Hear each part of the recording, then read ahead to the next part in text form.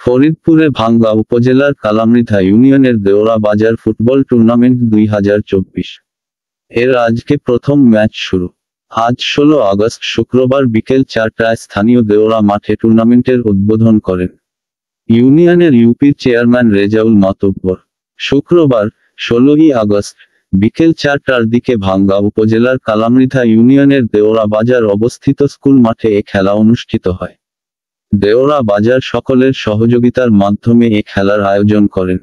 এলাকাবাসী ও আয়োজক কমিটি সূত্রে জানা গেছে, দেওরা বাজার যুব সমাজের উদ্যোগে অনুষ্ঠিত ফুটবল টুর্নামেন্টে পশ্চিম রায়নগর যুব সংঘের সাথে নরের কান্দা একাদশ ফুটবল খেলা অনুষ্ঠিত হয়।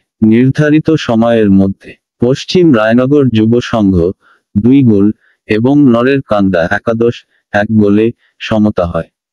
নরের কান্দা একাদশকে 1 গোলে পরাজিত করে চ্যাম্পিয়ন হয়েছে পশ্চিম রায়নগর যুব সংঘ।